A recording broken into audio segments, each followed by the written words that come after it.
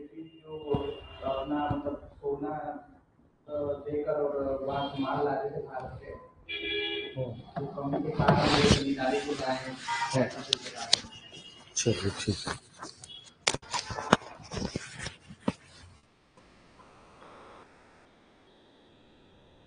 मैं आपको पढ़ाया था 1600 कितना में 1698 ईस्वी में बताया था कि कालिकाता, सुतानती और गोविंदपुर, इन तीन जगहों का जमींदारी जो है ब्रिटिशर्स ने खरीदा था। ठीक है। और ब्रिटिशर्स ने खरीदने के बाद क्या किया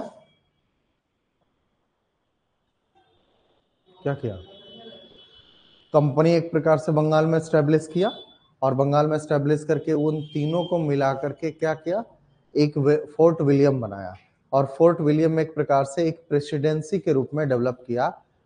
तो मैं आज का टॉपिक मैं बता देता हूं कि आज का टॉपिक है बंगाल में ईस्ट इंडिया कंपनी। तो बंगाल में ईस्ट इंडिया कंपनी के काफी कुछ चीजें हम लोग पढ़ा चुके थे।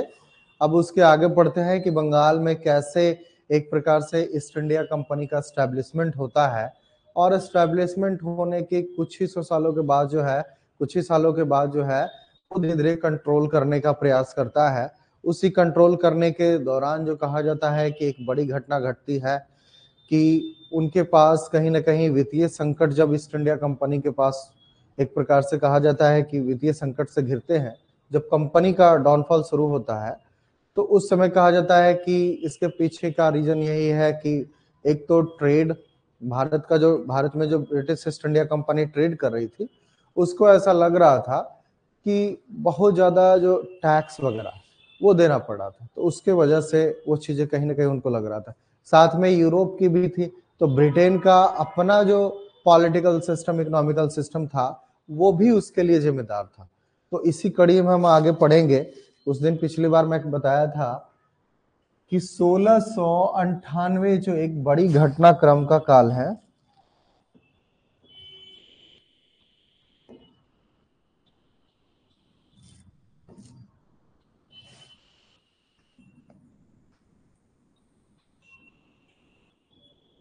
क्या हो गया, चलिए नहीं हो रहा।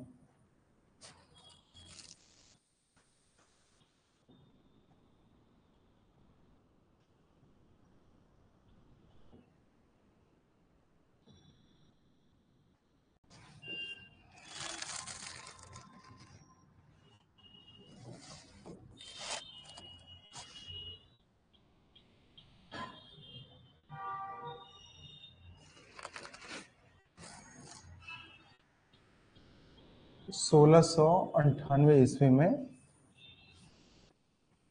एक सुतानती, दूसरा कालिकाता, और तीसरा गोविंदपुर।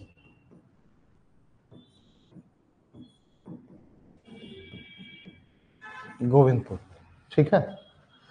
अब ये मैं बताया था कि 1698 ईस्वी में जब एक प्रकार से कहा जाता है कि कलकत्ता, जो आज वर्तमान में कलकत्ता है, तो कलकत्ता के आसपास का इलाका जो कहा जाता है सुतानती, कालिकाता और गोविंदपुर, इन तीन जगहों की जमींदारी जो है ब्रिटिश ईस्ट इंडिया कंपनी ने खरीदा। अब जमींदारी खरीदा किससे, तो इन गांवों के जो मालिक थे, ये एक प्रकार से कहा जाए तो पहले सुतानती, कालिकाता और गोविंदपुर गांव था। इन गांवों का जो पहले जमींदार था, उन जमींदारों से जमींदारी ब्रिटिश ईस्ट इंडिया कंपनी में खरीदा। कितना में खरीदा था, 1195 रुपए में खरीदा था। ठीक है, 1195 रुपए में खरीदा था।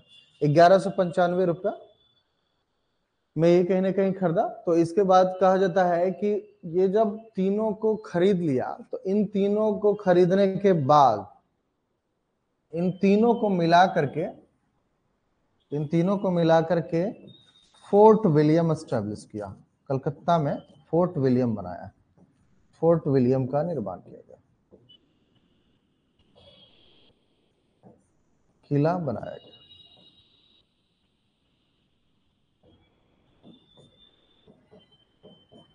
ठीक है, फोर्ट विलियम। अब इस फोर्ट विलियम को चलाने के लिए क्या काम था, एक तो कहीं ना कहीं आपका प्रेसिडेंट, तो फोर्ट विलियम को चलाने के लिए फोर्ट विलियम एक प्रकार से कहा जाए तो एक प्रेसिडेंसी हो गया।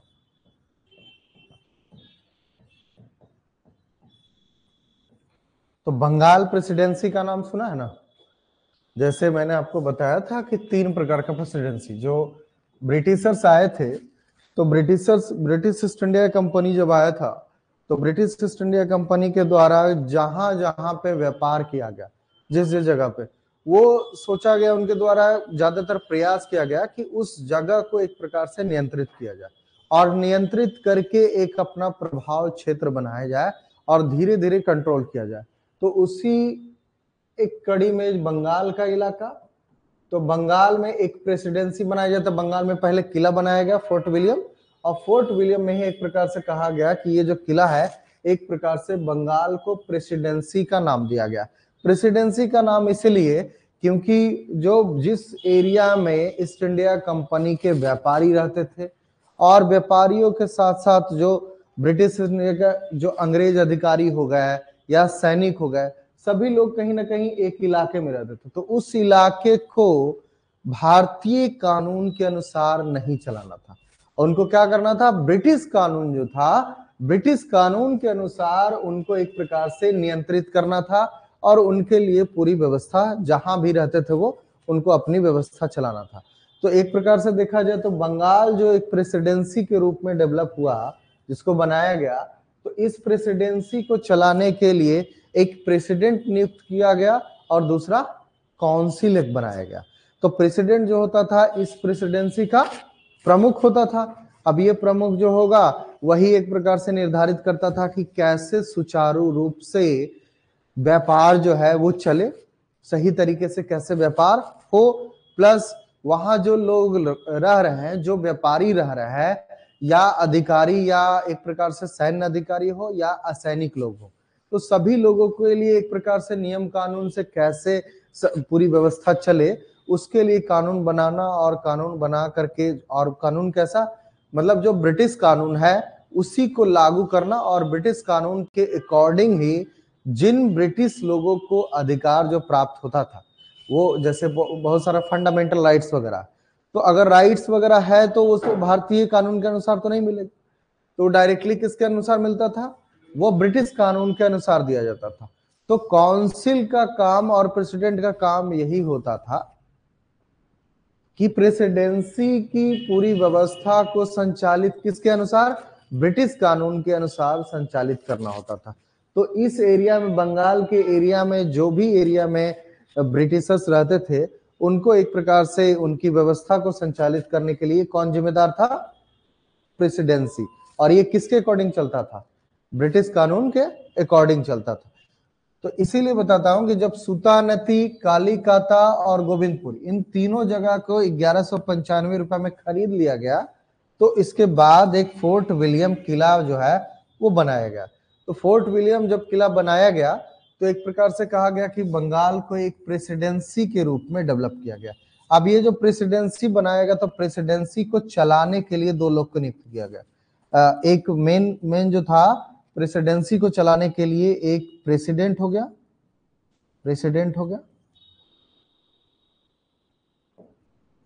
और काउंसिल हो गया, ठीक है। तो बंगाल प्रेसिडेंसी को चलाने के लिए कौन था, प्रेसिडेंट और उसकी काउंसिल जिम्मेदार थे। तो जैसे आज देखते हैं ना कि एक राज्य है, तो राज्य को चलाने के लिए क्या है, एक मुख्यमंत्री है, और मुख्यमंत्री विधान परिषद, विधानसभा के माध्यम से वो एक प्रकार से शासन चलाता है। तो काउंसिल, अब ये इसमें प्रेसिडेंट तो कौन था, अगर बंगाल प्रेसिडेंसी का सबसे पहला प्रेसिडेंट कहें तो कौन था, बताइए, sir Charles Eyre, sir Charles Eyre के बारे में कहा जाता है कि बंगाल का पहला प्रेसिडेंट के रूप में सर चार्ल्स आयर को नियुक्त किया गया था।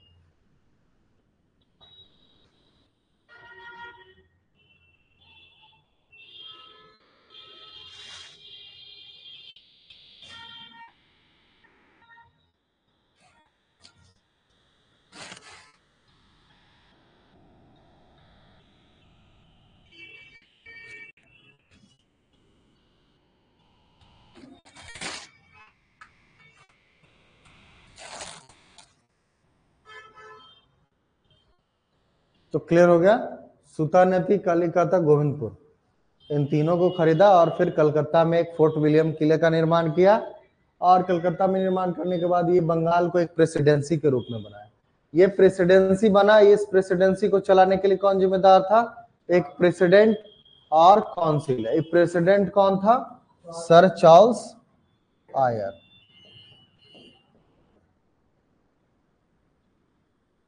आयर, हाँ, सर चार्ल्स आयर। ठीक है, तो क्लियर हो गया। अब ये जब एक प्रकार से 1698 ईस्वी में एक खरीद लिया और किला बना करके एक प्रेसिडेंसी बना लिया, तो एक प्रकार से अपना प्रभाव धीरे धीरे क्या किया? प्रभाव जमाने का भी प्रयास किया। इसी दौरान एक बड़ी घटना होती है कि 1698 ईस्वी में तो ये घटना हुआ। अब एक बड़ी घटना हुई थी कि इसी बीच में जो युद्ध हुआ था, ध्यान होगा आपको कि 1701 ईस्वी में जब औरंगजेब ने एक जो है आदेश पारित कर दिया था कि भारत में जो भी ब्रिटिश कंपनी का पोर्ट है, चाहे बंगाल हो, मद्रास हो, चाहे बॉम्बे हो, इन तीनों जगह या पूरे भारत में कहीं भी पोर्ट पे ब्रिटिशर्स अपना व्यापार कर रहे हो, उन सारी व्यापारिक कोठियों पर क्या करना है? नियंत्रण कर लेना है। क्यों? क्यों नियंत्रण करने के लिए कहा गया था? पढ़ाया भी था आप लोग को। युद्ध ज्यादा कर रहे थे, क्षमादान देने पर। अच्छा, व्यापारी के तौर पे कर रहे थे, उससे मुगलों को ज्यादा परेशानी हो रही थी। मैंने आप जो कंपनी है हाँ,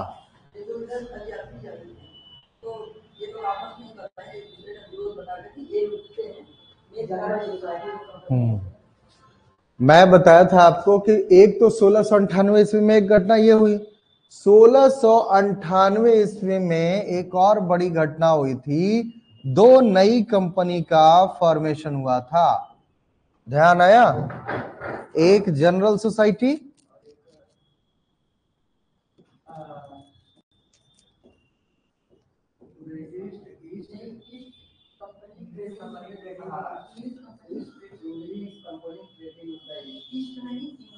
इंग्लिश। अरे एकदम सिंपल है, देखो ब्रिटिश कंपनी को क्या नाम दिया, भूलने की जरूरत है, इंग्लिश कंपनी। कंपनी अब ट्रेड किधर से करेगा? पूर्व में करेगा ना, तो ये इसका मान करो ट्रेडिंग इन द ईस्ट। इसमें भुलाने वाली बात है? इंग्लिश कंपनी हो गया, ट्रेड करने का किधर राइट मिला? पूर्व की ओर। अब पूर्व कौन? ट्रेडिंग इन द ईस्ट, पूर्व कौन सा? ये बताया था ना, ये यूरोप है और यूरोप के नीचे अफ्रीका है, अफ्रीका इधर पूरा एशिया और इसी में छोटा सा हम लोग का भारत। तो ये जो है ये कौन सा है? Cape of Good Hope. इसका पहले क्या नाम था?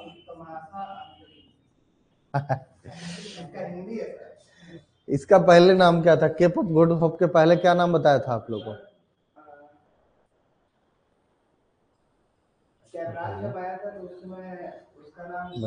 बताओ सर्वेश बताओ।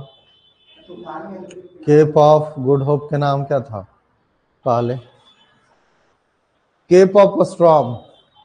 स्टॉर्म जो है वो कहीं ना तूफानी इलाका, तो कहीं ना कहीं तूफानों का एक प्रकार से द्वीप जो कहा जाए तो वो था, क्योंकि यहाँ पर भारी तूफान चलता था, उसके वजह से इसका नाम पूरा तूफान वाला इलाका पूरा था, तो केप ऑफ स्टॉर्म के नाम से जाना जाता था।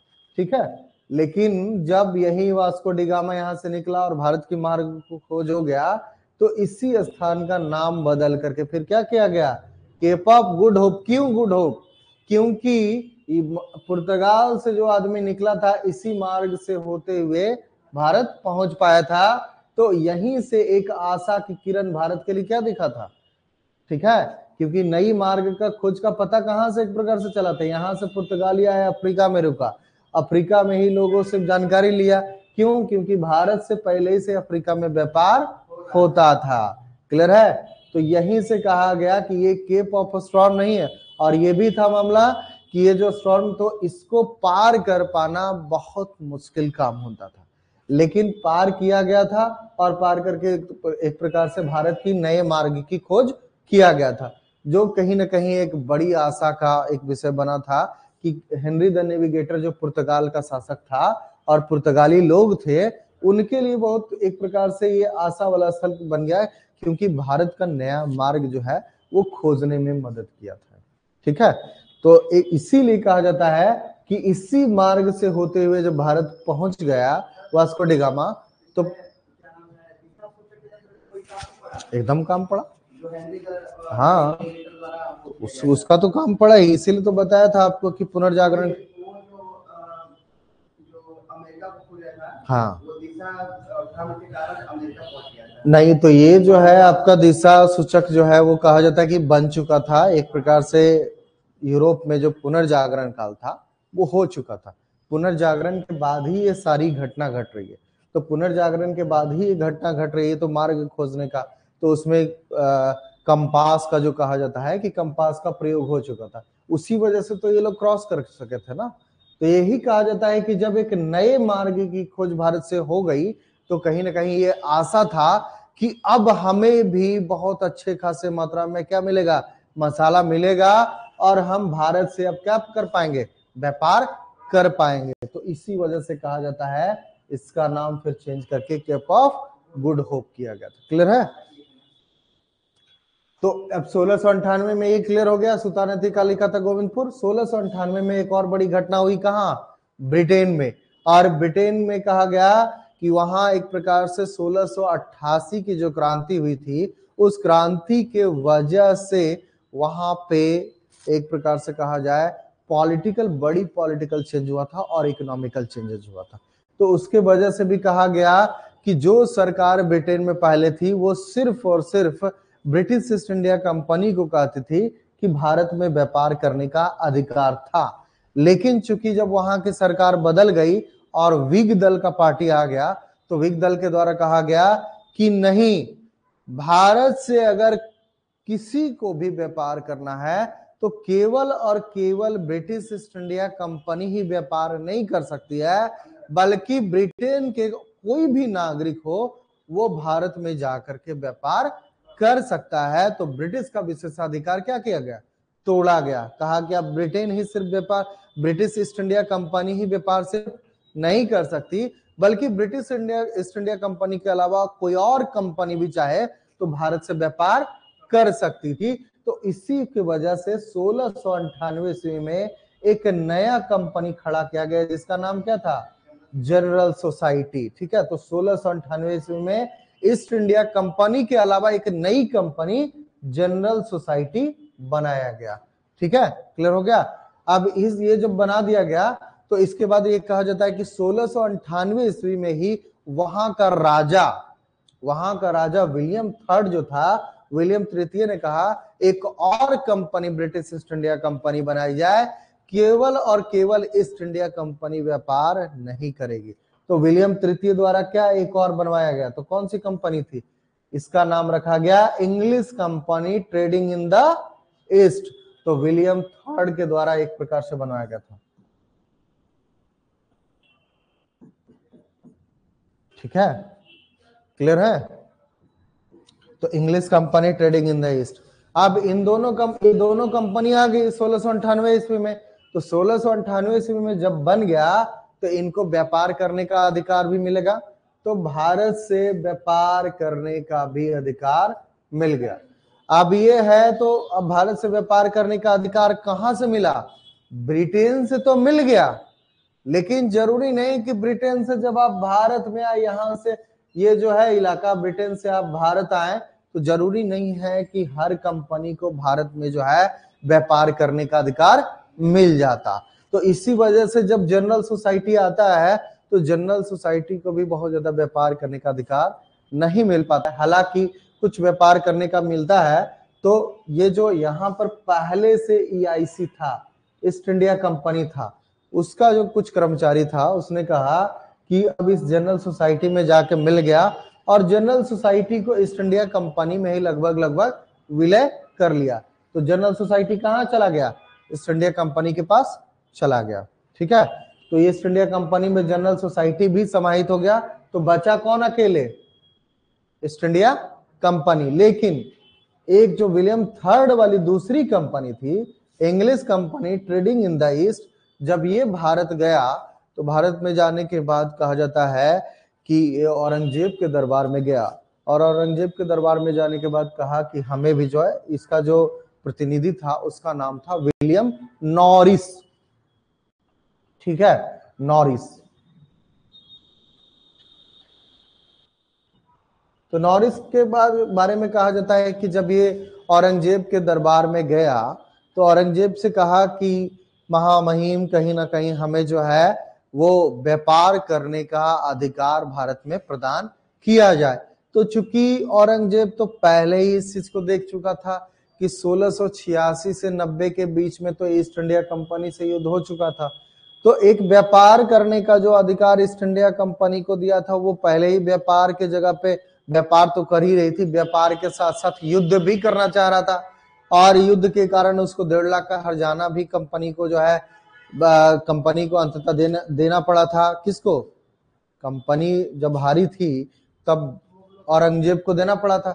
औरंगजेब को दिया गया था कि हाँ, औरंगजेब ने कहा कि आप 1.5 लाख रुपए जमा करिए, फिर हम आपको व्यापार करने का अधिकार देंगे। ठीक है, तो ईस्ट इंडिया कंपनी से औरंगजेब पहले ही वाकिफ हो चुका था कि एक ब्रिटिश ईस्ट इंडिया कंपनी को हमने व्यापार करने का अधिकार दिया है, तो न सिर्फ व्यापार करे बल्कि वो चाह रहे कैसे भारत के क्षेत्रों पे प्रभाव जमाए और पूरा नियंत्रण कायम किए।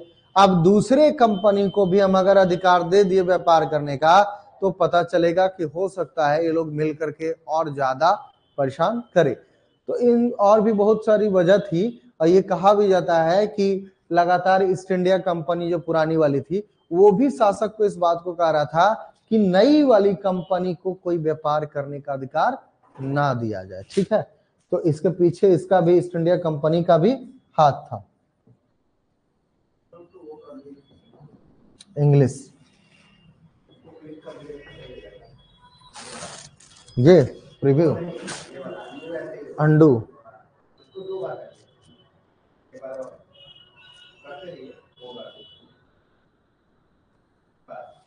अरे वाह अच्छा है। तो English company trading in the east, तो अब कहा गया जब विलियम नॉरिस के द्वारा जब औरंगजेब के दरबार में गया और विलियम नॉरिस को खाली हाथ लौटना पड़ा, कहा औरंगजेब ने साफ मना कर दिया कि हम आपको इंग्लिश कंपनी को नहीं देंगे आपको अनुमति भारत में व्यापार करने का। ठीक है, तो English company trading in the east company को अधिकार नहीं मिला, तो कहा कि ठीक है, अगर हमें मुगल शासक से नहीं मिला है तो क्या पूरे भारत में नहीं मिल पाएगा। तो देखा कि बंगाल का शासक के पास गया, और बंगाल के शासक के पास गया विलियम नॉरिस, तो कहा जाता है कि नॉरिस ने कहा कि हमें व्यापार करने का अधिकार जो है बंगाल में दिया जाए, ताकि हम भी ईस्ट इंडिया कंपनी की तरह व्यापार अपना चला सके।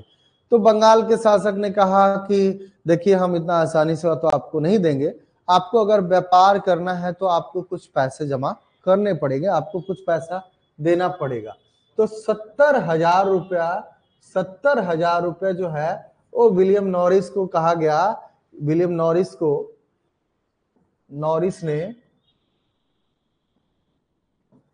70,000 रुपया जो है बंगाल के सरकार को दिया, बंगाल सरकार को दिया,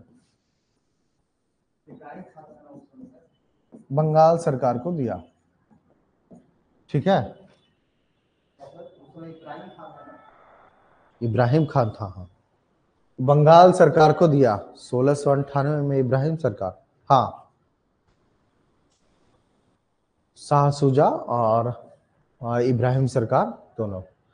तो ये बंगाल सरकार था, तो बंगाल सरकार ने कहा कि विलियम नॉरिस को 70,000 रुपए दिया, और 70,000 रुपए दे करके, सॉरी, बंगाल के सरकार को जब 70,000 रुपया मिल गया, किससे? English company trading in the east से। जब ये 70,000 मिल गया तो फिर इसको व्यापार करने का अधिकार भी मिल गया। तो अब कितने लोग हो गए हैं भारत में व्यापार करने वाले? अब भारत में व्यापार करने वाली कितनी कंपनियां हो गई? हाँ, 2 कि 3?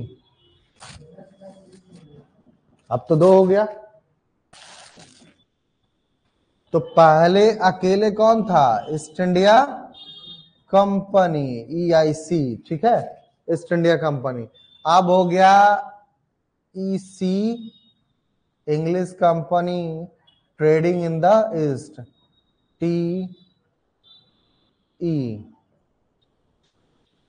ठीक है, English company trading in the east, ECTE, ठीक है।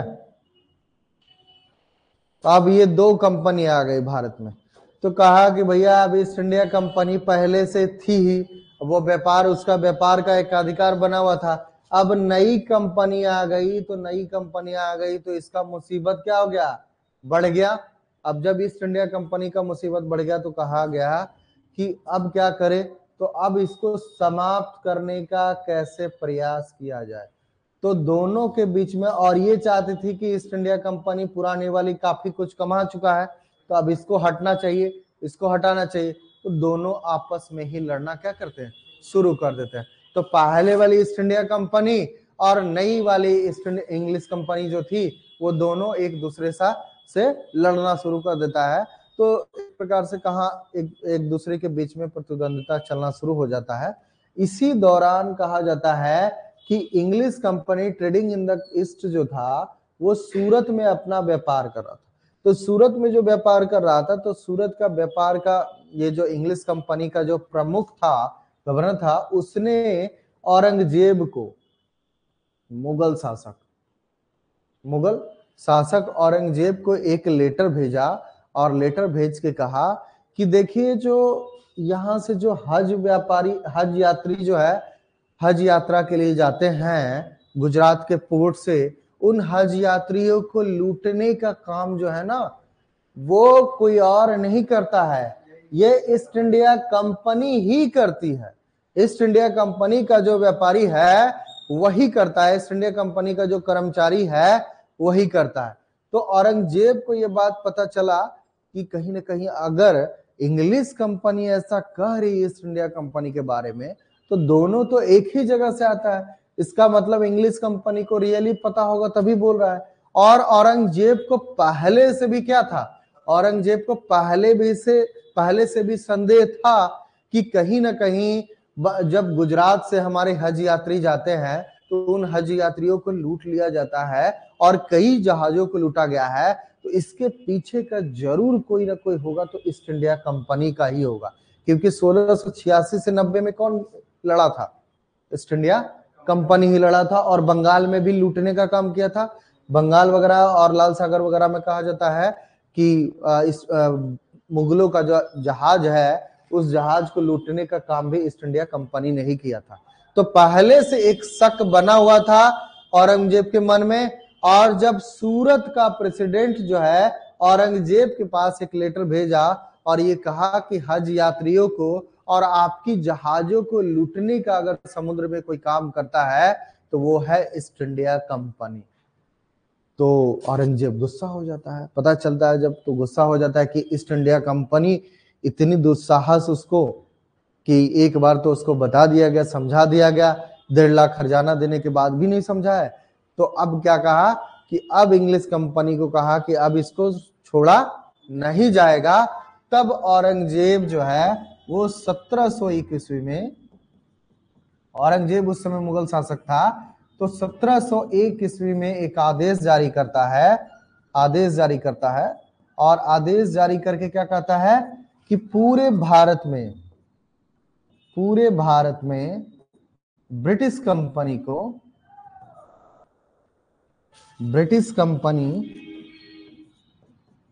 के व्यापारिक प्रतिष्ठानों पर अधिकार कर लिया जाए।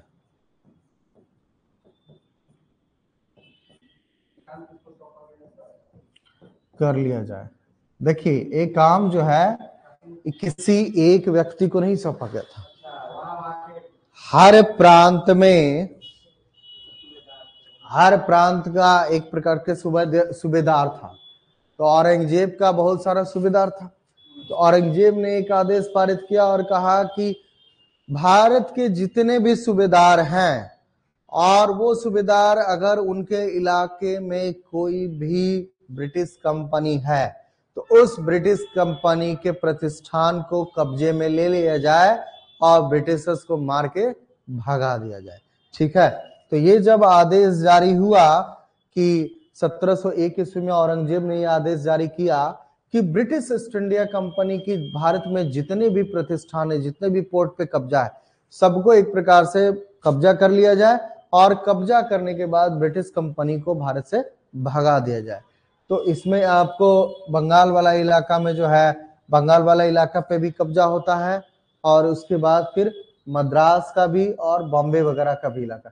बंगाल वाला में होता क्या है कि बंगाल में एक प्रकार से कहा जाता है कि जो लोग थे यहाँ पर ब्रिटिश ईस्ट इंडिया कंपनी के जो लोग थे उन सभी को एक प्रकार से भागने पे मजबूर होना पड़ता है। ठीक है, अंततः लेकिन फिर भी कहा जाता है कि भागने पे मजबूर करता है। तो 1702 आते तक 1702 ईस्वी आते आते तक जो है औरंगजेब को कहा जाता है कि औरंगजेब ने जो 1701 ईस्वी में अपना जो आदेश जारी किया था उसको 1702 में वापस ले लेता है। क्यों? क्योंकि व्यापार जो है उसमें काफी बाधित होता है। लगातार जब अटैक होता है, अटैक करके कंट्रोल में ले लेता है तो व्यापार भी लगभग डाउन होना शुरू हो जाता है। तो उसके वजह से और कहीं ना कहीं ब्रिटिश कंपनी के द्वारा फिर से माफी जो है वो मांगा जाता है। तो फिर से माफी मांगने के बाद अब औरंगजेब कहता है इतना आसानी से माफी नहीं देंगे, आपको एक बार नहीं कई बार कहा गया, आप तो पूरा गड़बड़ कर रहे हैं, आप तो चाह रहे हैं कि पूरे भारत पे कंट्रोल कर ले, आपका तो यही इरादा है। मतलब हमारे जो मुगल बादशाह के जहाजों को आप नहीं छोड़ रहे हैं, मुगल बादशाह के जो हज यात्री है उनको आप नहीं छोड़ रहे हैं, तो आगे क्या करेंगे पता चलेगा। आप पूरा आपका पूरा मामला तो यही कि कब्जा करना चाहते हैं। तो इसी वजह से कहीं ना कहीं औरंगजेब तो सतर्क था, फिर भी औरंगजेब की भी अपनी कुछ मजबूरी थी। मजबूरी ये था कि अगर ब्रिटिश कंपनी को औरंगजेब ने 1702 ईस्वी में अपना आदेश वापस लिया और आदेश वापस लेकर के ब्रिटिश कंपनी को कहा कि 15,000 रुपये हर्जाना दो, 15,000 हर्जाना दो और हर्जाना दे करके अपना व्यापार करो। ठीक है, तो दोबारा व्यापार करने का अधिकार मिलता है। तो इसके पीछे का वजह बताया जाता है कि आखिर बार बार औरंगजेब इस घटना से परिचित हो चुका था कि ब्रिटिश ईस्ट इंडिया कंपनी बार बार अटैक कर रही है और ये चाहता है कंट्रोल करने के लिए। तो इसके इतना मजबूत शासक होने के बाद भी जब कैप्चर कर लिया था तो उसको सही में पूरी तरह से भगा देना चाहिए था। लेकिन फिर भी बार बार ब्रिटिशर्स जो आ रहे थे उनको फिर से क्यों व्यापार करने का अधिकार दे दिया जा रहा था? तो इसके पीछे का रीजन यही है कि जिस समय ये 1702 का काल अगर देखें आप तो कहा जाता है कि मुगल शासक का एक प्रकार से औरंगजेब का अंतिम समय था। 1707 ईस्वी में औरंगजेब की मृत्यु हो जाती है, तो 1707 के पहले का काल है 1702 1701। इस समय औरंगजेब का सबसे लास्ट टाइम जो है ना वो इकोनॉमिकली रूप से काफी कठिनाई में बीता। ठीक है, क्योंकि जो मुगलों का अर्थव्यवस्था था उसमें कहा जाता है कि औरंगजेब के समय इतनी अधिक जमींदारी बांटी गई कि जहां जिस जगह से फसल उगता था और फसल उगने के कारण जो टैक्स डायरेक्टली आता था वो डायरेक्टली टैक्स आना बंद हो गया था। ठीक है, क्यों? क्योंकि वो किसके पास चला गया था? जागीरदारों के पास चला गया था। तो जागीरदार के हैंड में चला गया। अब जागीरदारी के लिए आपने दे दिया तो उससे जो मेन आय आने वाला था तो एक रुक गया था। और दूसरी तरीके से अगर ब्रिटिशर्स को यहां से भगा दिया जाता तो ये पॉसिबिलिटी था जो बुलियंस आ रहा था वो बुलियंस फिर नहीं मिल पाता। तो अब जो ब्रिटिशर्स आ रहे थे यहाँ पर तो व्यापार भारत से जो सामान ले जा रहा था वो कहाँ बेच रहा था? भारत से जो सामान ले जा रहा था वो यूरोप में बिक रहा था, यूरोप के साथ साथ अफ्रीका और अफ्रीका के साथ साथ पूरे वर्ल्ड में बेचा जा रहा था। तो कहीं ना कहीं भारत का सामान जो है वो बेच कौन रहा था? ब्रिटिश ईस्ट इंडिया कंपनी ही बेच रही थी। तो ये भी कहा गया कि अगर हम नहीं देते हैं अधिकार ये व्यापार करने का तो भारत का जो सामान बिक रहा है वो सामान कहीं ना कहीं बिकना एक प्रकार से कम हो जाएगा, उससे भारत के लोगों को भी दिक्कत होगा। और अगर ट्रेड हो रहा है तो ट्रेड होने से कहीं ना कहीं जो सरकार है, बंगाल की सरकार हो या अवध की सरकार हो या फिर आपका मद्रास का हो या बॉम्बे की सरकार, उसको भी फायदा मिल रहा है और मुगलों को भी टैक्स मिल रहा है, ठीक है, तो उससे भी कहीं ना कहीं फायदा है। तो अगर हम डायरेक्टली बंद कर दे तब तो और दिक्कत होगा। पहले ही वो औरंगजेब आर्थिक संकट से जूझ रहा था, ठीक है। अब उस आर्थिक संकट में अगर व्यापार भी बंद हो जाता पूरी तरह तो मुगल शासक को और क्या होता, और आर्थिक हानि होता, तो उसको और ज्यादा दिक्कत का सामना करना पड़ता। तो इसके वजह से औरंगजेब भी मजबूर था कि कहीं ना कहीं इकोनॉमिकली रूप में जो उसका कंडीशंस था मुगल वंश का लास्ट टाइम में, औरंगजेब के लास्ट टाइम में जो है मुगलों का जो अर्थव्यवस्था था वो काफी कमजोर हो चुका था। तो उस कमजोर स्थिति में अगर ये झटका एक बड़ा लगता है कि कहीं ना कहीं बंद कर देते पूरी तरह, तो व्यापार से और अधिक हानि हो सकता था। और ये औरंगजेब नहीं चाहता था कि उसको और अधिक हानि हो, उस समय चाहता था कि कैसे उसको और ज्यादा से ज्यादा धन आए, पैसा आए। तो उसके वजह से भी कहा गया कि ब्रिटिश ईस्ट इंडिया कंपनी को जो है एक और मौका जो है दिया गया औरंगजेब के द्वारा। तो औरंगजेब ने पहला मौका कब दिया था? 1690 में। 1690 में दोबारा दिया था, पहला दिया था। 1680 में पहली बार दिया था, आदेश पारित किया था, जारी किया था ना कि आप अपना व्यापार करिए, लेकिन 1680 वाला तो मान्य नहीं हुआ था। तो 1690 में जब युद्ध कर लिया था, 1686 से 90 के बीच में जब युद्ध हुआ, तो युद्ध करने के बाद जब ब्रिटिश ईस्ट इंडिया कंपनी दोबारा गई कि हमको व्यापार करने का अधिकार दे दीजिए, तो कहा गया कि 1.5 लाख रुपए हर्जाना दो, फिर व्यापार करने का अधिकार देंगे आपको। तो 1.5 लाख रुपए दे करके वाकई में फिर उसको व्यापार करने का अधिकार दे दिया था। फिर दोबारा जब झगड़ा हुआ, दोबारा जब 1701 ईस्वी में आदेश पारित कर दिया, तो 1702 ईस्वी में फिर से जो है British east India company Aurangzeb के दरबार में आया, कहा भाई महिम अगर व्यापार करने का अधिकार नहीं देंगे, पूरी हमारी जो है वो प्रतिष्ठान को आप बंद कर देंगे और कब्जा कर लेंगे, तो हम व्यापार कैसे कर पाएंगे, तो हमें फिर से व्यापार करने का मौका दीजिए और हम जहाजों को नहीं लूटते हैं, हम आगे से ऐसा होने भी नहीं देंगे। तो औरंगजेब को यह आश्वासन दिया गया, तो औरंगजेब ने कहा कि ठीक है, आपको हम व्यापार करने का अधिकार फिर से दे रहे हैं, लेकिन उसके एवज में क्या करना पड़ेगा, आपको 15,000 देना पड़ेगा। तो क्लियर हो गया? अब जितना कंपनी दे सकती थी, अब पूरा व्यापारिक प्रतिष्ठान पे कब्जा कर लिया था ना, कब्जा तो हो ही चुका था। तो कब्जा हो चुका था 15,000 इसलिए भी कि भाई आप बहुत ज्यादा पैसा नहीं है तो आप दे दीजिए, लेकिन हाँ आपको व्यापार तो करेगा, व्यापार से तो मिलता ना। तो क्लियर हो गया ये। अब 1698 ईस्वी का कौन कौन सा काम हुआ? 1698 ईस्वी में सुल्तानती कालिकता गोविंदपुर, ये पूरा बंगाल प्रेसिडेंसी एक प्रकार से डेवलप हुआ। दूसरी ओर 2 कंपनी भारत में आई, तो ये हो गया। अब 1702 ईस्वी में जब ब्रिटिश ईस्ट इंडिया कंपनी को जब दोबारा अधिकार प्रदान किया गया, तो इसी समय एक बड़ी घटना होती है। जो English company trading in the east था और ईस्ट इंडिया कंपनी था, इन दोनों का विलय हो जाता है। दोनों का विलय हो जाता है, दोनों हाँ एक ही में हो जाता है। हाँ तो देख लिया ना, English company trading in the east जो है वो उसका आया था किसको? मुगल शासक को। किसके विरुद्ध? ईस्ट इंडिया कंपनी के विरुद्ध। तो अब इसको लगा था English company trading in the east को कि हमारे विरुद्ध कार्रवाई नहीं होगी, कार्रवाई किसके विरुद्ध होगी? ईस्ट इंडिया कंपनी के विरुद्ध। लेकिन औरंगजेब ने क्या किया कि ब्रिटिश कंपनी, सारी ब्रिटिश कंपनी, चाहे English company trading in the east हो चाहे ईस्ट इंडिया कंपनी हो, सबको कब्जे में कर लो। तो सबको कब्जे में कर लिया था। तो ये दोनों समझ चुका था कि अब भैया व्यापार करना है तो कुछ ना कुछ करना पड़ेगा। तो वहां की सरकार इस बात पे विचार कर रही थी, सरकार विचार कर रही थी कि कैसे भारत में और बेहतर तरीके से व्यापार किया जाए। तो इसी को लेकर के एक निर्णय आता है कि ऐसा है कि अगर दोनों कंपनियां अगर आपस में लड़ते रहेगी तो पता चलेगा कि नुकसान होगा। तो ये जो घटना घटित हुआ था कि सारी व्यापारिक प्रतिष्ठानों पे मुगलों का कब्जा हो गया था, तो क्यों हुआ था? इनके आपसी प्रतिद्वंदिता के कारण ही। तो ये बात ब्रिटेन भी पता चल चुका था, ब्रिटेन की सरकार को भी पता चल चुका था कि ये अब जब भारत में दो कंपनियां रहेगी तो दोनों कंपनियां आपस में ही लड़ेगा, इससे बेटर है कि दोनों कंपनियों में से किसी एक कंपनी को ही अधिकार दिया जाए और इन दोनों कंपनी का क्या किया जाए, एक दूसरे में विलय कर दिया। तो ये जो English company trading in the east था, इसको इसमें मिला दिया ईस्ट इंडिया कंपनी में।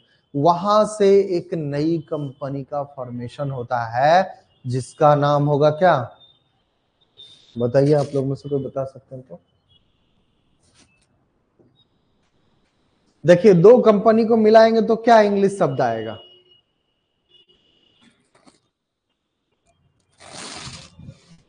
तम याद रखने का दम, याद रखना नहीं पड़ेगा बहुत ज्यादा आपको। देखिए, दो कंपनी को मिलाए तो यूनाइटेड होगा, तो कहा गया the United, United company, company of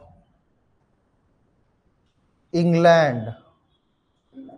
हाँ, इंग्लैंड की कंपनी थी ना, the United Company of England, ठीक है। सर ये 1702 में ही कर दिया गया, 1702 में जोड़ के हाँ, इसका नाम रख दिया गया। हाँ। तो अभी ये नाम रखा, दोनों को विलय करके एक नई कंपनी का फॉर्मेशन हुआ, the United Company of England, the United Company of England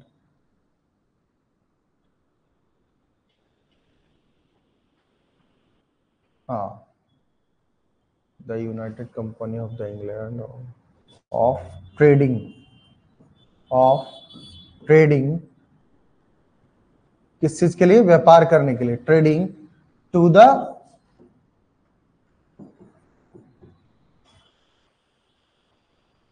east Indies,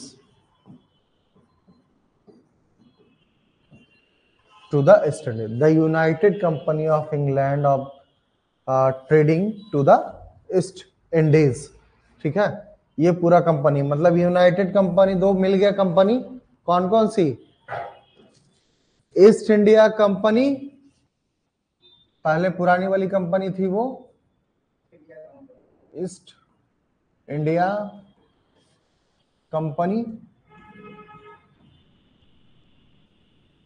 ठीक है, ईस्ट इंडिया कंपनी।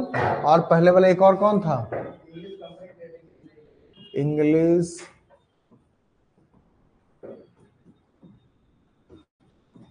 राहुल जो नोट्स दिया हूं उसमें नाम देखिए, थोड़ा गड़बड़ हो रहा है क्या, English company trading in the, trading in the East, इन दोनों को मिलाने के बाद, इन दोनों को मिलाने के बाद the United Company of England trading to the east.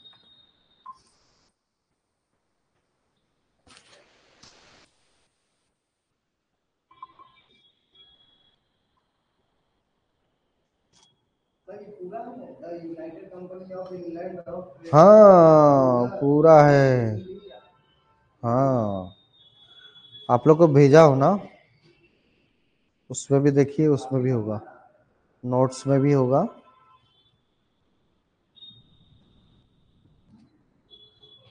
Short में कैसे पढ़ेंगे सर? शॉर्ट में हर चीज का शॉर्ट ढूंढिएगा।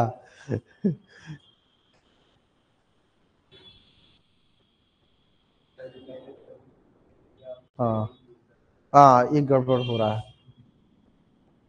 ये गड़बड़ हो रहा है, the United Company of Merchants of England होगा, एक और नाम दिया, sorry, the United Company of, the United Company of merchants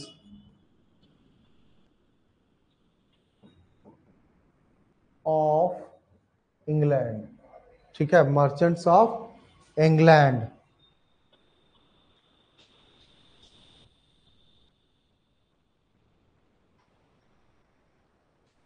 trading to the East, trading to the East.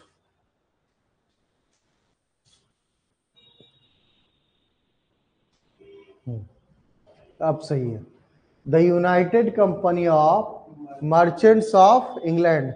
United Company मतलब दो कंपनी मिल गया तो क्या हो गया, द यूनाइटेड कंपनी कहाँ की, मर्चेंट्स, मर्चेंट्स का कंपनी कहाँ का था, इंग्लैंड का मर्चेंट व्यापारी था, तो मर्चेंट्स ऑफ इंग्लैंड, और कहाँ व्यापार करना था, ईस्ट में, तो trading to the East Indies. Clear हो गया। तो बहुत बड़ा नाम नहीं है, समझ जाइए। द यूनाइटेड, दो कंपनियों को विलय किया गया था। ये यूनाइटेड कंपनी कहाँ का, मर्चेंट ऑफ इंग्लैंड के दोनों कंपनी का विलय किया गया, तो मर्चेंट्स ऑफ इंग्लैंड, और व्यापार करने का अधिकार कहाँ मिला, trading to the East Indies. India एक प्रकार से केप ऑफ गुड होप के पूर्वी इलाका में।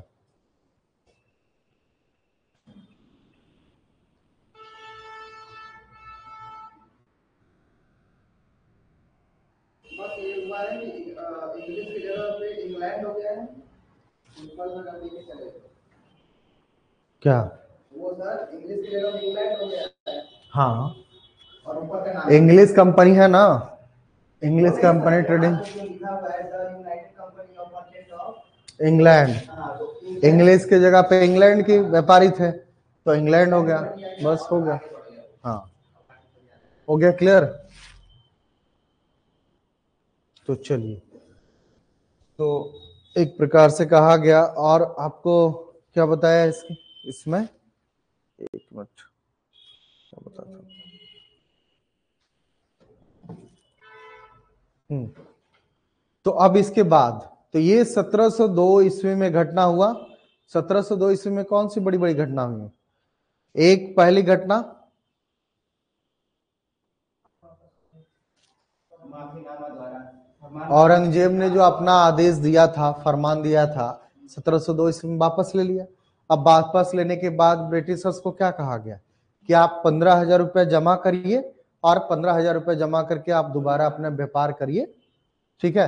तो जुर्माना के रूप में 15,000 रुपये ब्रिटिश ईस्ट इंडिया कंपनी को जमा करना पड़ा, और फिर अपना व्यापार करने का अधिकार उसको मिल गया। लेकिन इसी दौरान ब्रिटेन में पता चला था कि दोनों कंपनी आपस में लड़ रहे हैं, तो व्यापार सही से नहीं हो पाएगा। तो इंग्लैंड की जो भी कंपनी, दोनों कंपनी है, उन दोनों कंपनी को क्या किया जाए, विलय कर दिया जाए, और विलय जब कर दिया जाएगा तो एक नई कंपनी विलय करके बनाई जाए। उस नई कंपनी का क्या नाम था, United Company of Merchant of England trading to the East India. तो क्लियर हो गया। तो ये कहा गया 22 जुलाई 1702 को, 22 जुलाई 1702 को चार्टर ऑफ यूनियन के तहत दोनों कंपनी को, किसको, EIC ईस्ट इंडिया कंपनी, एक और कौन था, east English company trading in the trading in the east, ठीक है। अब इन दोनों कंपनी को विलय कर दिया गया, तो कौन सा बना, अच्छा हाँ, द यूनाइटेड कंपनी ना,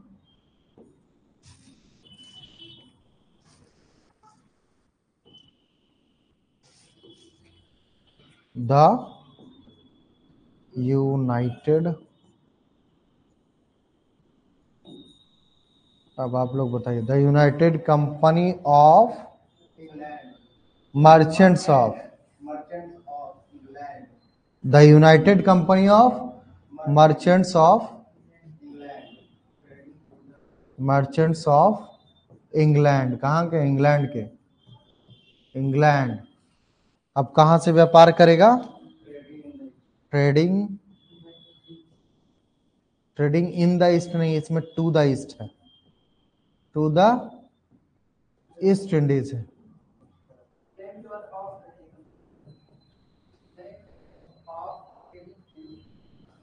the United Company of Merchants of England, नहीं, ऑफ नहीं है। फिर trading to the East Indies,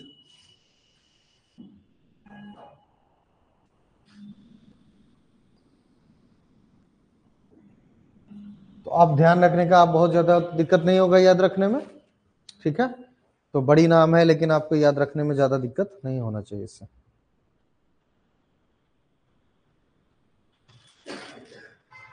एक मिनट,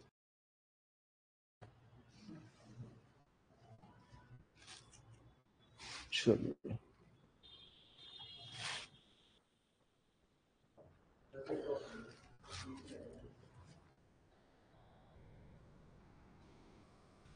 जाएगा, नहीं जाएगा। चलिए, अब एक बड़ा घटना जो होता है कहीं ना कहीं अब क्लियर हो गया कि झगड़ा, युद्ध भी हो गया, औरंगजेब से युद्ध भी हो गया, और औरंगजेब से युद्ध होने के बाद सुलह भी हो गया। फिर सुलह होने के बाद फिर क्या हुआ, फिर दोनों कंपनियों का विलय किया गया। तो विलय किया गया तो अब इसको क्या किया जाएगा, अब ये आराम से व्यापार कर सकता है भारत में। English company trading in the east वाला और एक और जो कंपनी थी, दोनों का विलय हुआ तो ये अपनी व्यापार कर सकता था। अब ये कहा गया कि जब ये कंपनी नई कंपनी बन गई तो भारत में व्यापार करने का फिर से वो अधिकार मांगना शुरू कर दिया। तो अब ये अधिकार जब मिला 1702 ईस्वी में, व्यापार करने का अधिकार भी 15,000 रुपए जमा करने पे उसको मिल गया। लेकिन जो मिला था वो कहीं ना कहीं औरंगजेब के द्वारा, तो उसमें कहीं ना कहीं ये बात मेंशन था कि 2,000 रुपए वाली व्यवस्था अभी भी थी, सॉरी 2% चुंगी और 1.5% जजिया। तो इसके बाद कहा कि नहीं, अब ये पॉसिबल नहीं है कि हम अभी भी इतना दे पाए। इसी दौरान होता है क्या, एक बड़ी घटना घटित होती है कि 1707 ईस्वी में औरंगजेब की मृत्यु हो गई थी। तो हाँ, 1707 में मृत्यु हुआ, 1707 ईस्वी में औरंगजेब की मृत्यु हो जाती है। तो औरंगजेब की मृत्यु तक दोबारा छेड़छाड़ तो नहीं करता है, लेकिन फिर कहा जाता है कि 1717 ईस्वी में जो मुगल शासक फर्रुखसियर था, मुगल शासक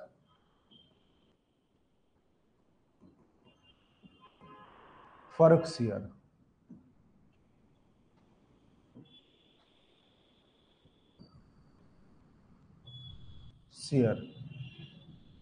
फर्रुखसियर, ठीक है। तो मुगल शासक फर्रुखसियर के पास ये कंपनी जाती, ठीक है। तो ये कहा जाता है कि 1717 ईस्वी में, 1717 ईस्वी में एक प्रकार से कहा जाता है कि जब ईस्ट इंडिया कंपनी जो है मुगल शासक फर्रुखसियर के पास गया, तो फर्रुखसियर से डिमांड किया कि अब हमें व्यापार करने का अधिकार तो मिल गया है, लेकिन हम चाहते हैं कि हम बार बार जो चुंगी जो है वो चुंगी से परेशान हो चुके हैं, इसलिए हम चुंगी नहीं देना चाहते हैं। आप हमें फिर से क्या करिए, वार्षिक कर पे दे दीजिए काम करने के लिए, वार्षिक कर पे एक प्रकार से व्यापार करने का अधिकार दे दिए। साथ में न सिर्फ व्यापार करने का अधिकार वार्षिक कर के आधार पे मिले, बल्कि सिक्के ढालने का भी अधिकार मिले। और हम चाहते हैं कि जो ये बंगाल में कलकत्ता के आसपास का इलाका है, तो कलकत्ता के आसपास का इलाका 38 गांव जो है, उन 38 गांवों को हम क्या करना चाहते हैं, खरीदना चाहते हैं, ठीक है। तो ये किससे कहा, फर्रुखसियर से।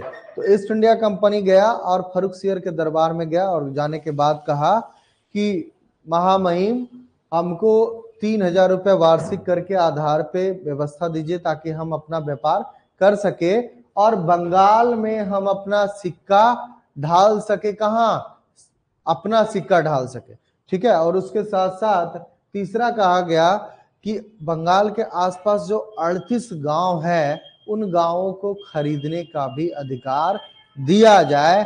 तो फर्रुखसियर ने कहा कि ठीक है, अगर आपको लगता है कि भारत में व्यापार अच्छे से आप कर सकते हैं इन मांगों के बेस पे, तो हम आपको इन 3 अधिकार देते हैं। तो फर्रुखसियर ने एक फरमान 1717 ईस्वी में जारी किया।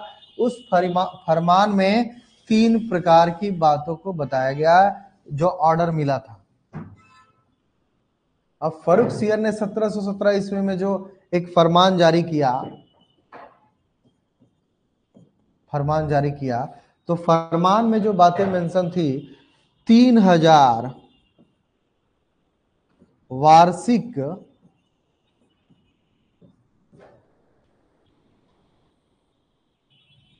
कर ईस्ट इंडिया कंपनी देगी। ठीक है, 3000 वार्षिक कर कौन देगा? East India company. वार्षिक कर ईस्ट इंडिया कंपनी देगी, जिसके बदले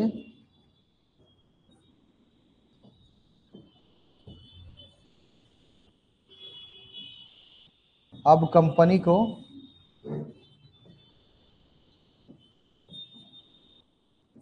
दस्तक मिल गया और चुंगी देने की जरूरत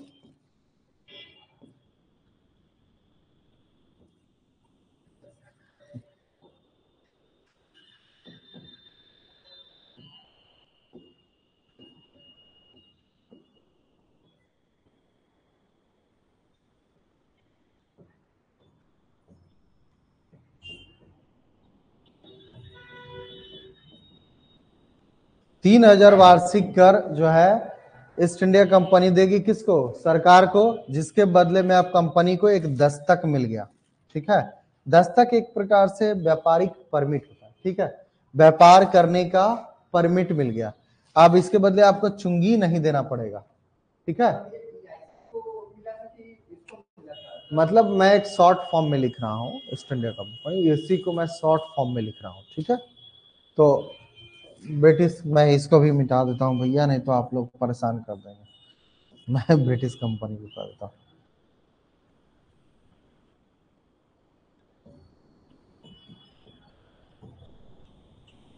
ब्रिटिश कंपनी। ठीक है, अब हो गया।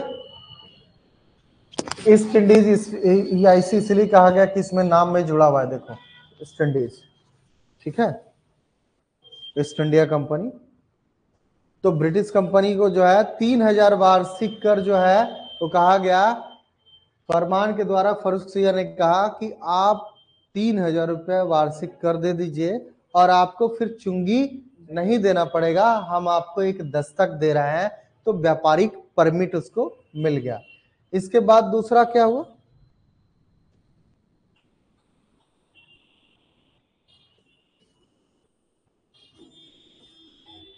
दूसरा अधिकार मिला 38 गांवों को खरीदने का अधिकार।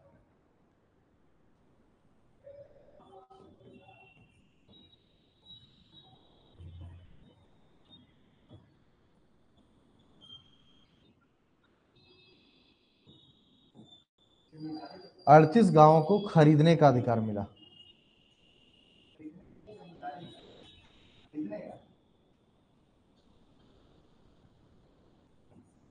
अधिकार ब्रिटिश कंपनी को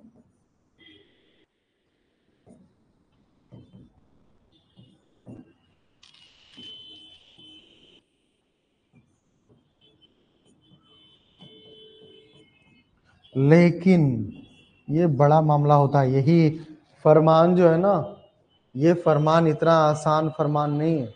इस फरमान के बेस पे लंबे समय तक लड़ाई चलता है। ठीक है, अधिकार ब्रिटिश कंपनी को दिया गया, लेकिन दिया जाए, लेकिन दीवान की अनुमति के बाद, दीवान की अनुमति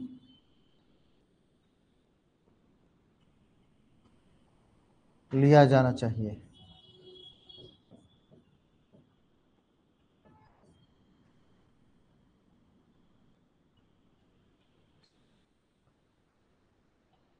ठीक है, तो 38 गांवों को खरीदने का अधिकार ब्रिटिश कंपनी को दिया जाए, लेकिन दीवान की अनुमति लिया जाना भी जरूरी। तो दीवान की अनुमति लिया जाना, एक प्रकार से कहा गया कि दीवान की अनुमति आप ले लीजिए, और आप जो चूंकि बंगाल में आप जमीन खरीदना चाह रहे हैं, कलकत्ता के आसपास का इलाका, तो कलकत्ता के आसपास के इलाके पे किसका नियंत्रण था? बंगाल की सरकार का। तो बंगाल की सरकार को ही अधिकार था कि वो जो है वो अधिकार दे। तो यहां से मुगल शासक तो दे दिया कि ठीक है 38 गांव आप वहां पे खरीद सकते हैं, लेकिन उसमें दीवान की अनुमति भी होनी चाहिए। आप दीवान से पूछ लीजिए, दीवान सहमत हो जाता है तो आप 38 गांव खरीद लीजिएगा। ये फरमान में दिया गया था, ठीक है। तो एक फरमान 3000 वार्षिक कर, दूसरा दीवान की अनुमति के बाद 38 गांवों को खरीदने, और तीसरा कहा गया कि हम आपको स्वतंत्र रूप में सिक्का ढालने का अधिकार तो नहीं दे सकते हैं, लेकिन हाँ शाही मुद्रणालय जो है जहां से मुगलों का जो है वो और जो राज्य का टकसाल जो सिक्का वगैरह निकलता है, मुद्रा निकलता है, तो वो शाही मुद्रणालय में आप क्या कर सकते हैं, आप सिक्के को बना सकते हैं। लेकिन यह भी क्या होना चाहिए, साम्राज्य के हित में होना चाहिए, तभी आप बना पाएंगे।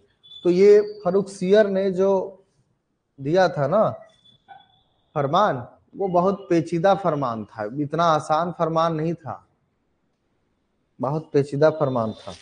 इसी की व्याख्या को लेकर के दोनों शासक लड़े, एक बंगाल का शासक और ब्रिटिश ईस्ट इंडिया कंपनी, दोनों लड़ती है बहुत लंबे समय तक, बहुत लंबे समय तक।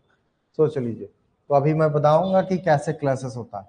तो 38 गांव शाही मुद्रणालय में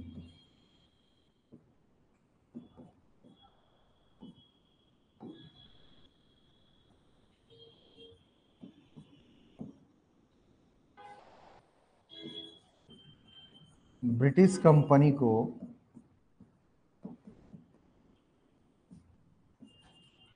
अपना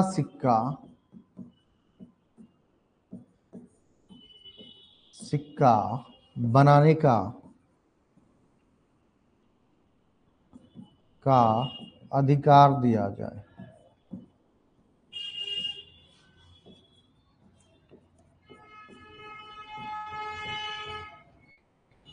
लेकिन इसमें भी लेकिन लगा दिया है, लेकिन यह साम्राज्य के हित में हो।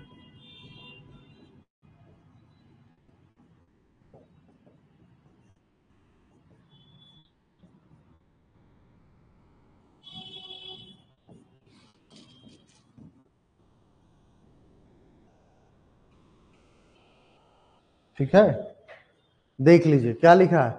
शाही मुद्रणालय में ब्रिटिश कंपनी को अपना सिक्का बनाने का अधिकार दिया जाए, लेकिन साम्राज्य के हित में हो तभी यह मुद्रा बनाने का अधिकार दिया जाना चाहिए।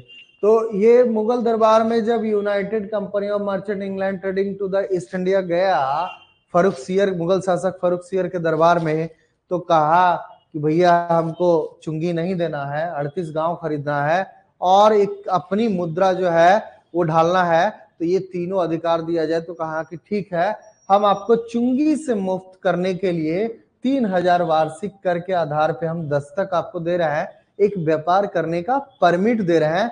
आप उस व्यापार करने के परमिट को इस्तेमाल करके आप अपना कंपनी का व्यापार कर सकते हैं। ठीक है। दूसरा कहा गया कि ब्रिटिश ईस्ट इंडिया कंपनी के कहा कि 38 गांव जो कलकत्ता के आसपास 38 गांव है उसको भी हमको खरीदने का अधिकार दिया जाए, ताकि हम व्यापार और अच्छे से कर सके। तो ये भी कहा, फिर फर्रुखसियर कहा कि ठीक है, हम 38 गांव को आपको खरीदने का अधिकार देते हैं। चूंकि ये कलकत्ता के पास आप बता रहे हैं, तो कलकत्ता के पास का इलाका जो है बंगाल सरकार के अधीन आता है, तो वहां का जो दीवान है आप उस दीवान से अनुमति ले लीजिएगा और 38 गांव को खरीद लीजिएगा। ठीक है।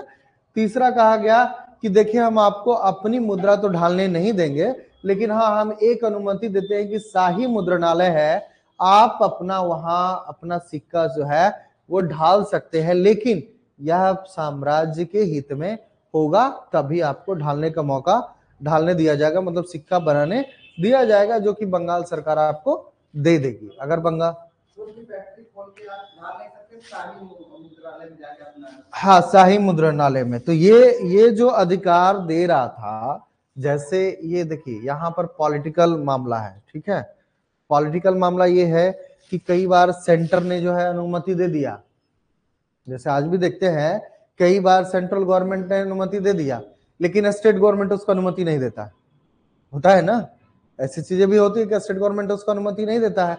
जैसे सेना उतारना है, तो किसी स्टेट में सेना उतारना है तो क्या हुआ, अगर भारत सरकार भेज दी डायरेक्टली, तो वहां के स्टेट अगर मना कर दिया तो नहीं आ सकता है, एंट्री नहीं कर सकते आप। तो ये भी होता है। तो यहां पर भी वही था कि फर्रुखसियर ने क्या किया, 1717 का फरमान तो जारी कर दिया, और फरमान जारी करके ये 3 अधिकार तो ब्रिटिश कंपनी को दे दिया, लेकिन इन तीनों अधिकार को बंगाल की सरकार मानने से इनकार कर दिया। तो अब क्या होगा, अब ये कहा कि आप बताइए कि आपको 1600 मतलब 56 से ही आपको बताया जा रहा है कि 3000 वार्षिक कर के आधार पे आप सोच रहे हैं कि पूरा व्यापार कर ले, तो ये पॉसिबल है? तो बंगाल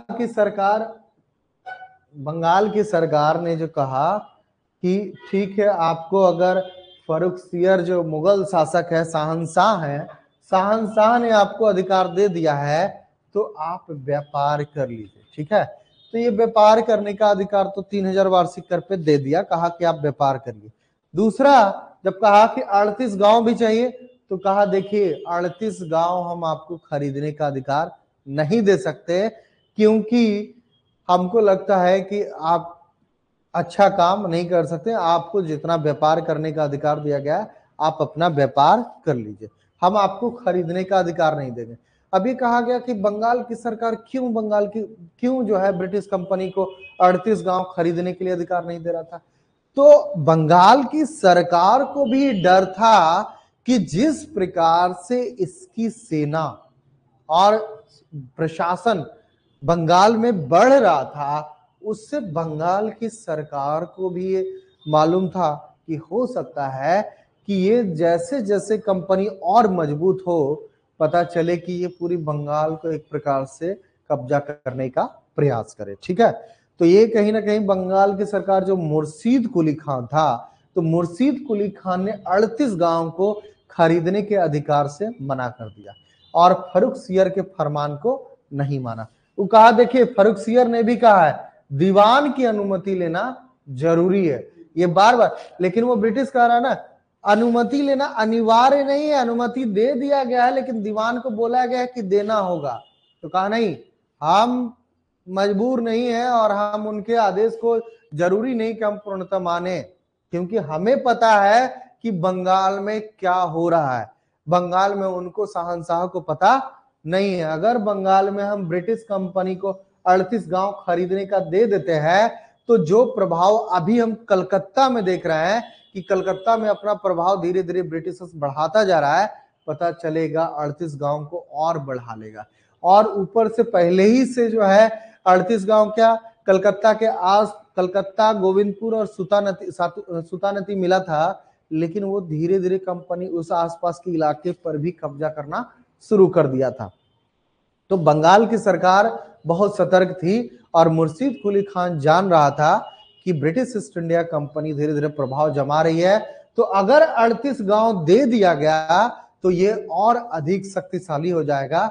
अधिक शक्तिशाली होगा तो परिणाम यही होगा कि इससे युद्ध करना पड़ेगा और हो सकता है कि इस युद्ध में बंगाल को गंवाना पड़ जाए, ठीक है। तो जब अगर ब्रिटिश कंपनी बहुत ज्यादा अगर हो जाएगा, तो इसीलिए मुर्शीद कुली खान जो है इसको अनुमति नहीं दिया।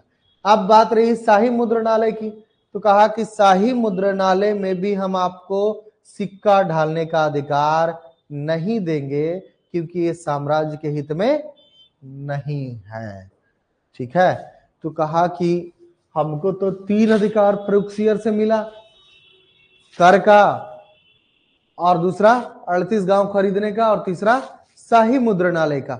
लेकिन शाही मुद्रणालय में भी जो है वो मुर्शीद कुली खान कहा कि अगर कंपनी को हम अपनी शाही मुद्रणालय में बिना कुछ दिए फ्री में अपना सिक्का जारी करने दें, तब पता चलेगा कि आगे चल करके ये हमारे टकसाल पे भी कब्जा करेगा, और कहीं ना कहीं ये कंपनी और अधिक जब मजबूत हो जाएगी, तो अधिक मजबूत होना कंपनी का बंगाल के सरकार के लिए ठीक नहीं था।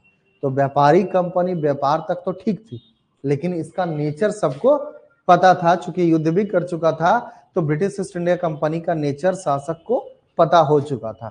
तो इसी वजह से कहा कि नहीं, और ये वाकई में फर्रुखसियर ने भी एक लगा दिया था अड़ंगा कि हम साम्राज्य के हित में होगा तभी दिया जा सकता है, ऐसे आपको नहीं दिया जा सकता। आखिर जरूरत क्यों पड़ा ब्रिटिश ईस्ट इंडिया कंपनी को कि बंगाल में हम अपना सिक्का उतारे? सवाल ये भी है कि आखिर जरूरत क्यों पड़ा कि सिक्का अपना उतारे, मतलब अपना सिक्का क्यों? ब्रिटिश का जितना भी वो था सोना होना था, तो दे रहे थे इंडियन के रूप में, तो उनका जीडीपी डाउन होता ना, वो पूरा सोना कहाँ से वो करना चाहते थे। और कोई रीजन?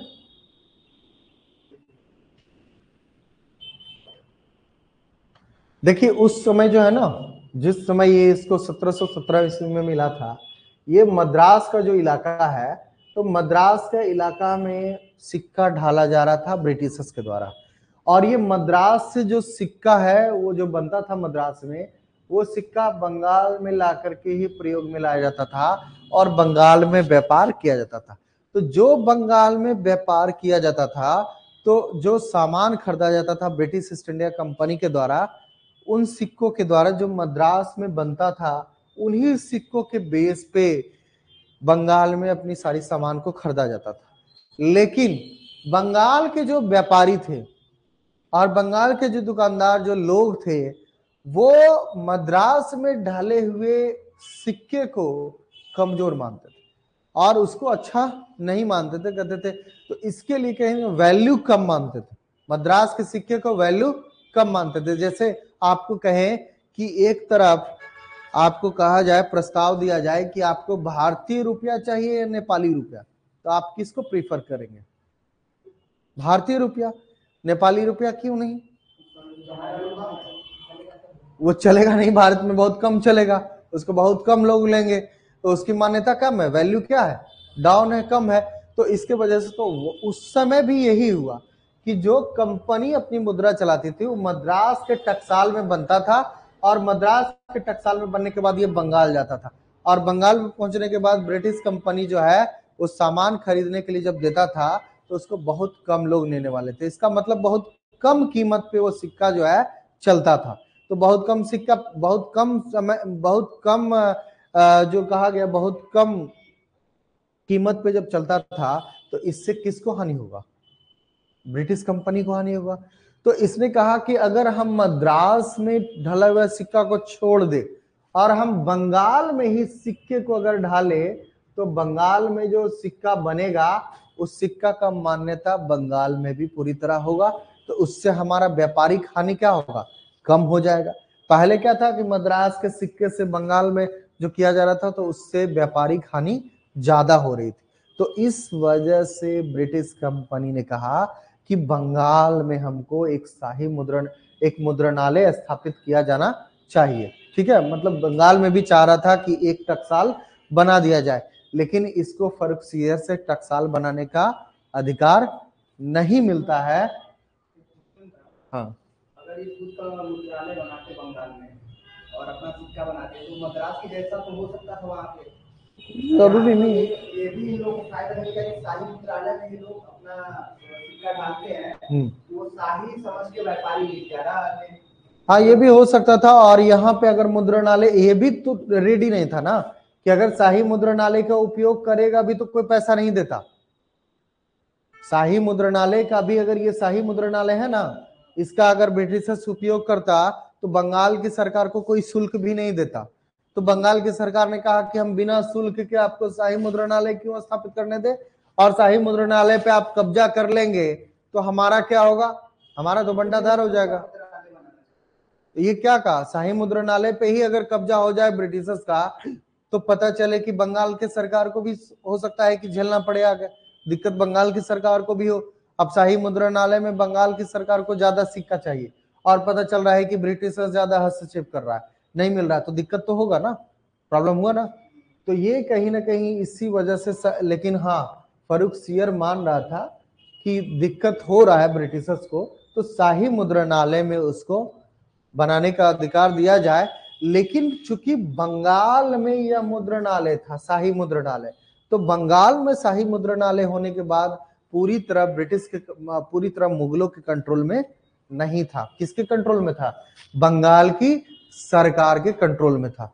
तो बंगाल की सरकार ही तो बंगाल के टकसाल का अधिकार दे सकता था। तो मुर्शीद कुली खान को ये पहले ही पता था कि ब्रिटिश ईस्ट इंडिया कंपनी को ऐसे भी प्रभाव अपना जमा रही है, धीरे धीरे अधिक प्रभाव जमा रही है।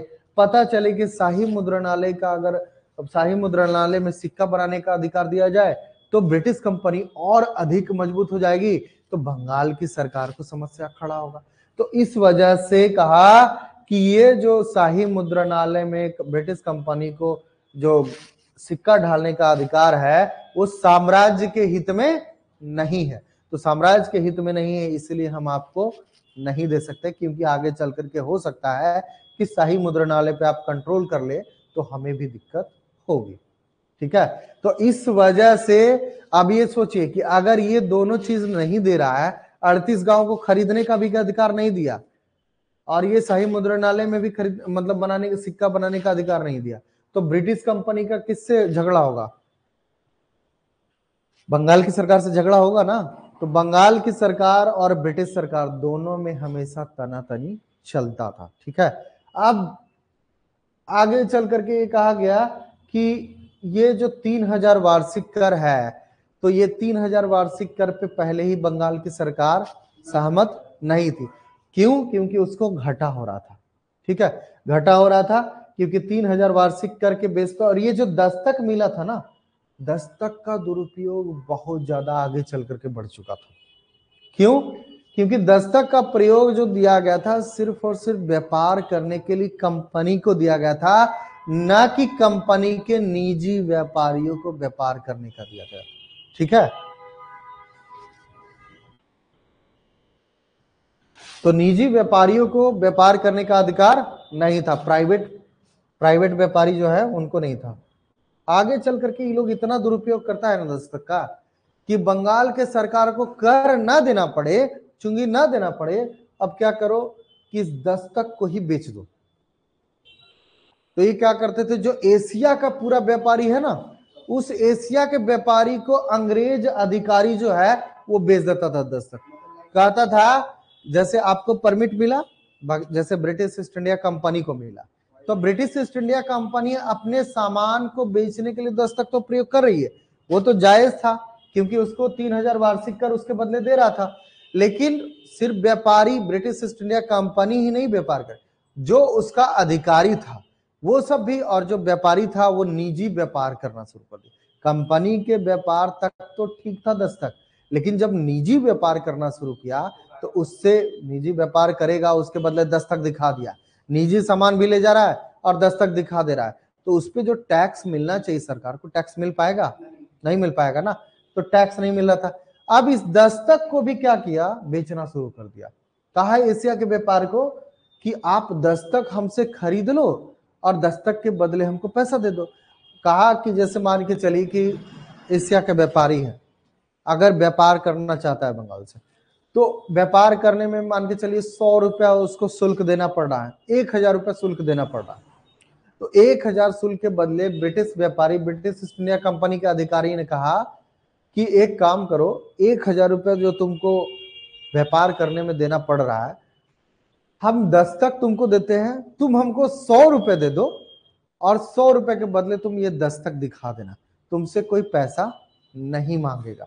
बंगाल की सरकार का कोई अधिकारी तुमसे पैसा नहीं मांगेगा। क्यों? क्योंकि दस्तक उसके पास है। ठीक है, तो ये एशिया के पूरे व्यापारियों को दस्तक बेचा जाने लगा, किसके द्वारा? ब्रिटिश कंपनी के व्यापारियों के द्वारा। ठीक है, और जो 1000 रुपए में जो 1000 रुपए जो आने वाला था, एक प्रकार से कहा गया कि बंगाल के सरकार को 1000 रुपए जो मिलने वाला था, उसका पैसा कौन खा गया? ब्रिटिश कंपनी खा गई। ब्रिटिश कंपनी के जो अधिकारी हैं वो दस्तक बेच दिया उसको, कहा कि 1000 रुपए आपको देने की जरूरत नहीं है, आप सीधा सीधी हम ही को 100 रुपए दे दीजिए, हम आपको दस्तक दे देते हैं। तो बड़ा अच्छा, एशिया के व्यापारियों के लिए भी अच्छा कि भैया हमको 1000 रुपए जहां देना पड़ रहा है उसके जगह पे हम अंग्रेजों से दस्तक ही क्यों ना खरीद ले, 100 रुपए में हमको दस्तक मिल जा रहा है, 900 रुपए तो बच रहा है, तो दस्तक वो भी खरीदना चाहा और उस दस्तक का प्रयोग करके अपना सामान भी अच्छे से बेच रहा था। तो इसके वजह से कहा गया कि दस्तक का दुरुपयोग इतना अधिक बढ़ गया था कि अलीवर्दी खान के समय 18,75,000 रुपया 75,000 पाउंड का घाटा जो है बंगाल की सरकार को हुआ था।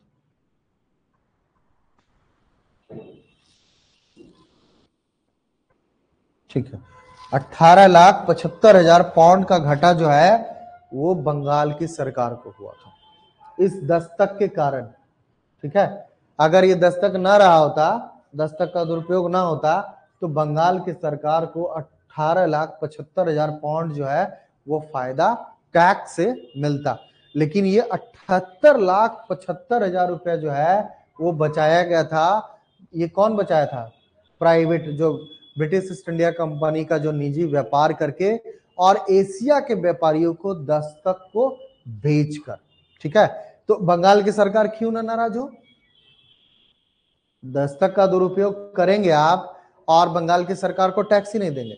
बंगाल की सरकार को सीधा कहना था कि भैया हम आपको व्यापार करने का अधिकार दे रहे हैं, सारी सुविधा दे रहे हैं, तो आप हमको बस टैक्स दे दीजिए, अपना व्यापार करिए। लेकिन उस टैक्स को भी पूरी तरह ब्रिटिश ईस्ट इंडिया कंपनी देना नहीं चाहता था।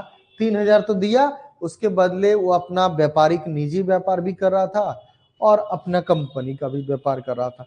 अब कंपनी का कुतर्क क्या था कि कंपनी को जो दस्तक मिला है वो दस्तक सिर्फ दस्तक व्यापार करने के लिए मिला है। इसका मतलब उसमें व्यापार, कंपनी भी व्यापार कर सकती है और निजी व्यापारी भी व्यापार कर सकते हैं। जबकि बंगाल की सरकार का कहना था नहीं, दस्तक सिर्फ और सिर्फ कंपनी को व्यापार करने के मिला है, निजी व्यापार करने के लिए आपको नहीं दिया गया।